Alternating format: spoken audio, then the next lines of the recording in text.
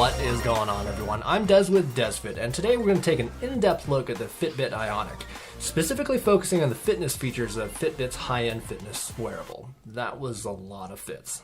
Now, if you're new to the channel, welcome, and it's great to have you, but just to give you a little bit of insight into how I do my reviews, I try to provide a pretty good amount of detail, and hopefully I won't bore you at the same time.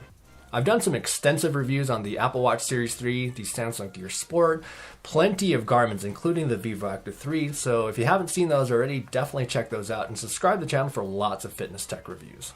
So with that out of the way, let's take a look at the Ionic, at least on the outside, before we dive inside to take a look at the fitness features.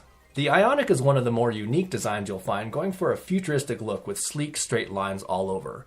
They used a process called nanomolding to create a seamless design from the aluminum body to the Gorilla Glass display, and they carried this theme all the way to the removable watch straps. Initially, I thought that the squared off edges would be kinda sharp and a little uncomfortable, but each edge is nice and smooth, and I'm not necessarily a fan of square watches, but I found this to be quite attractive. Wearing the Ionic is very comfortable, and it's also very lightweight, but the Ionic isn't exactly a small watch. I have a pretty average-sized male wrist, and it fits nearly perfectly for me, but there's going to be a little bit of room underneath the band where it attaches to the body. The stock watch band material is a little bit stiff in my opinion, but there are going to be plenty of official as well as knockoff watch bands to choose from, and removing and installing those bands is quite literally a snap. It's going to be waterproof down to 50 meters, and one interesting thing about the Ionic is that it seems to turn off the display automatically when it's submerged, which I thought was pretty neat. The display itself is gorgeous, and it's incredibly bright with a high pixel density, and it's probably one of the few displays that's actually nice enough to display a real photo without it looking like garbage.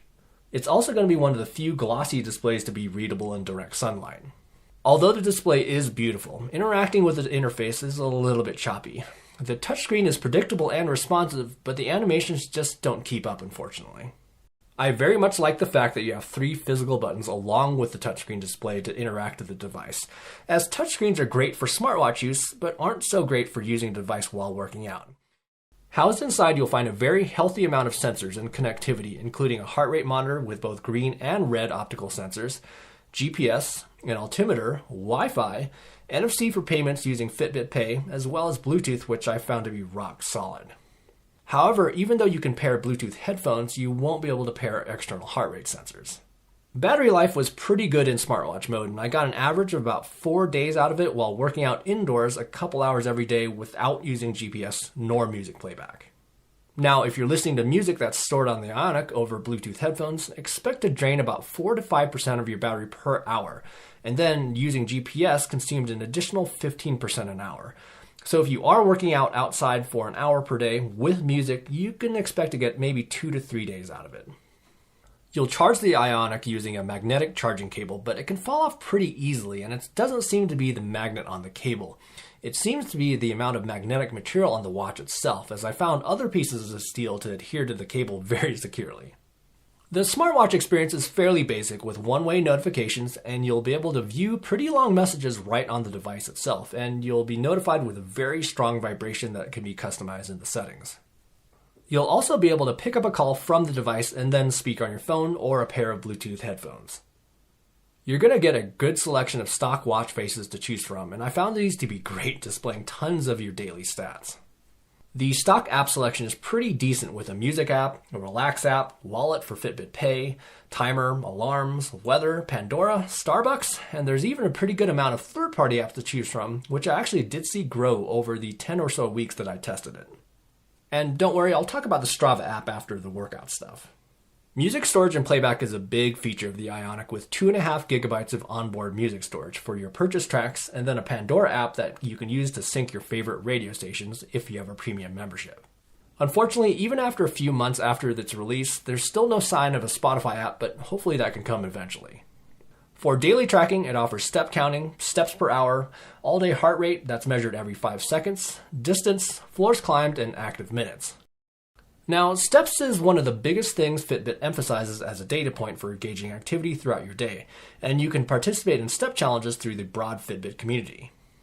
However, I found steps to be quite generous, like super rich uncle type of generous.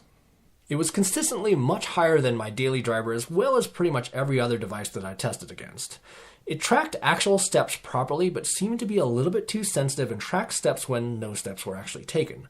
Such as this day where I went for a mountain bike ride, which can shake the watch around quite a bit, but even when it's very tight on the wrist, it tracked quite a few extra steps.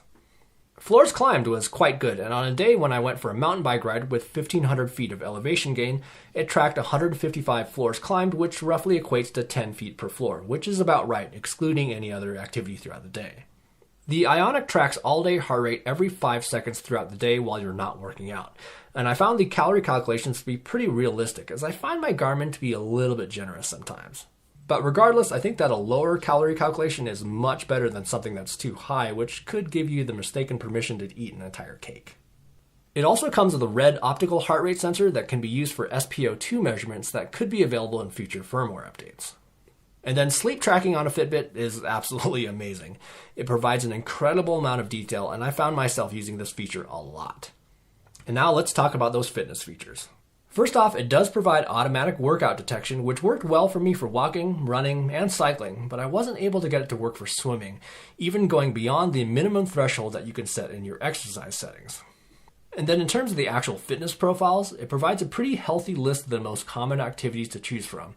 However, there are not going to be any multi-sport nor triathlon modes, at least at this time. One notable workout profile is the interval workout, where you can customize interval times on the smartphone app, which is very cool, but I'd like to see some customization from the watch itself. One disappointment is that you can only load 7 of these profiles to the watch at one time, which is kind of a bummer, and I'm not really sure why there's that limitation even with all that onboard storage. When you do go to start an actual workout on the watch, you'll have settings with options for cues with distance, time, and calories, and then there's going to be some context-sensitive options like pool lengths for swimming. Then you can customize the stats that will be displayed on the screen, you can turn GPS on or off, and then what I also found nice is that you can set the always-on display per activity. For data fields, you can have the most important metrics on the display, and then you can scroll through the secondary fields and you'll be able to customize these per activity. During an activity, you'll be able to easily access music controls by holding down the top right button. And then for running and cycling, you'll also be able to have an auto pause feature. For GPS satellite acquisition, it was a little bit slow for me, usually taking about 2 to 3 minutes to acquire, with a few occasions taking up to 5 minutes. But in all fairness, there were also a handful of occasions where it only took 30 seconds. For running in this first example, I used GPS with autopause on, and it tracked fairly close to my daily wearable, and this is a route that I do repeatedly, so I'm pretty confident that it's right around 5K or 3.1 miles. I had to stop to tie my laces right around 1.5 miles in, and I did notice that the Ionic paused about 5 seconds later than my Garmin, and then it also took about 3 seconds to start back up, and that can probably explain some of that 20-second difference between the two, but the GPS track was solid overall. One thing I'll point out here is that it will display your splits based on the cues that you set up. So this run was set for 5-minute cues rather than cues every mile. So just make sure to check those settings if you need detailed splits. Compared to another wrist-based heart rate sensor, it did okay for average heart rate, but did experience some spikes. It will provide you with how many steps you've taken, but unfortunately does not display running dynamics like cadence nor stride length. In this next example, I turned autopause off, and it was quite close in distance, but you will see the additional time where I had to wait to cross the street, which resulted in the slower first mile split. For heart rate, it took a little while at first to pick up a higher heart rate, but overall it was okay. But again, there were a few spikes and a drop, but coincidentally, those correlated pretty closely to the other wrist-based sensor, but those anomalies did not appear with the chest heart rate strap. Running indoors was really pretty good at tracking distances straight out of the box compared to a Garmin that was already previously calibrated with a treadmill. Heart rate again was quite good for the average, but again we do see those spikes. And then here's another example where it was only a half mile off for a 5-mile run, and then heart rate was quite good compared to another wrist-based sensor, but still again had those spikes. Now, what's great about the Ionic is that you can set your stride length in the advanced account settings, and once I did this, I got an even closer result for indoor running distance. For road biking, it pretty much nailed distance compared to both another wrist-based wearable, as well as a dedicated cycling GPS computer with very little variance. And I did actually have autopause enabled for this ride, and I had to stop at a handful of stop signs and stoplights. It was very close for the average speed, but what I want to point out here is that there's some inconsistency from the watch to the app. where although I see a graph of the speed, which in my mind indicates that the max speed was right around 28 miles an hour, if we go back to the workout summary on the watch, it shows that it was 29.9 miles per hour. In addition, the watch summary shows the elevation gained, but doesn't seem to display that information on the app, unless I'm missing something. However, the elevation does seem to correlate pretty well. And then going back to heart rate, it was actually quite good at both average and max heart rate, but it was a little bit more erratic over the course of the ride compared to both an arm and chest-based heart rate sensor. And then even for longer distances, the GPS was completely accurate compared to Garmin's Edge 1030, which is their most expensive GPS cycling computer. The GPS track was completely solid over the entire course of the ride, and I never saw it veer off at all. Heart rate again was really quite good for the average, and then you'll notice that one spike, but overall it tracked the trends really quite well overall.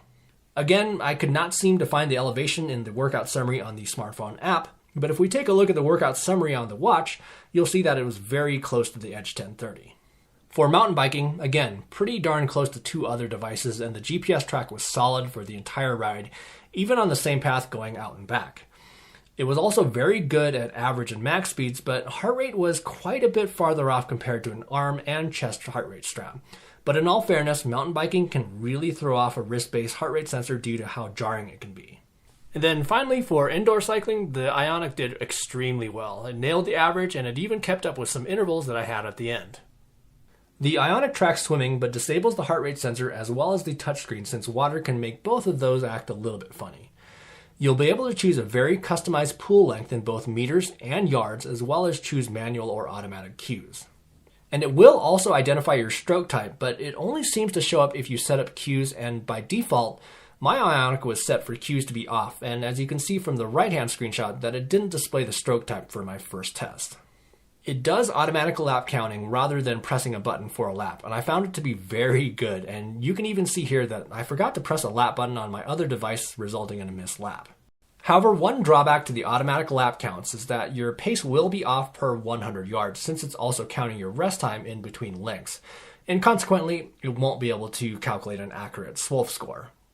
Lastly, I did see on some forums that with automatic exercise detection, it'll actually collect your heart rate in the water, but since I wasn't able to get the automatic swim detection to work for me, even going beyond the 10-minute threshold, I can't verify that, but try that out for yourself and you may have better results than I had. Weight training is an activity that seems to stump most wrist-based heart rate sensors, and the Ionic was about the same. It resembled the same heart rate trend over the course of the workout, but definitely experienced a fairly healthy spike. On the stair mill, it was rock solid and produced some amazingly accurate results compared to both another wrist-based sensor as well as a chest heart rate strap. For rowing, I used the generic workout profile since it does not have a dedicated rowing profile. And just like weight training, most wrist-based heart rate sensors can really suffer in this area. But the Ionic surprisingly did okay, except for one dip and then one spike. Wrist-based sensors can go haywire with this activity, so I was incredibly impressed that it got within just a handful of beats per minute compared to two other devices. The Ionic also provides Fitbit Coach that has a handful of predefined workouts that you can follow on the watch itself. I found these to be quite good, and I may test these out alongside the new workout features that are going to be offered on the Fitbit Adidas Special Edition watch. And then finally, to close things out for fitness, let's talk about the Strava app, and this is an interesting one. With the Ionic, it's merely a way to view your workout history for activities that involve GPS.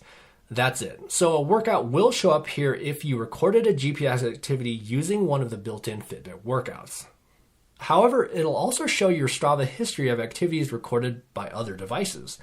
But the strangeness kind of doesn't stop there. It's only supposed to show GPS activities. But for some reason, it also showed a couple treadmill runs that I did with my Garmin alone where I wasn't wearing the Ionic at the time. So it's kind of odd to see which activities will show on the Strava app and which do not.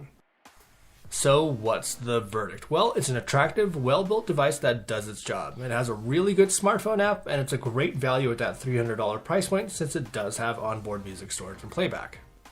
And then in regards to the fitness performance, it is very much in line with other wrist-based optical heart rate sensors, but I did experience some spikes in heart rate, which happens with other devices, but overall, I found the heart rate to be quite good and never had an occasion where it went completely off the rails. The GPS was rock solid once it acquired a signal for both short and long distances, whether they're fast or slow activities. And it's also surprisingly durable, and I'm not exactly careful with my devices, and in the many weeks of my testing, I only got one very small nick on it. So the Ionic is a very capable device, and it'll work for a lot of people, and will definitely encourage people to get more fit, no doubt.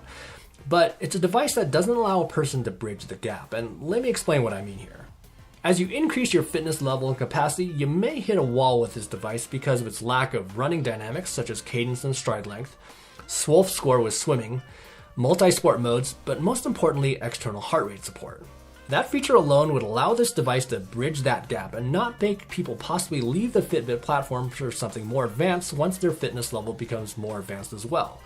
But the great thing is, many of these things could be added with firmware updates, so I would love to see the addition of those things since the hardware really does appear to be solid. I'll be comparing the Ionic to quite a few other devices, including the new Garmin Forerunner 645 Music. So subscribe to the channel if you haven't done so already, and while you're down there, hit that like button if you don't mind. Thanks so much for watching, make sure to have fun with your fitness, and we will see you in the next video.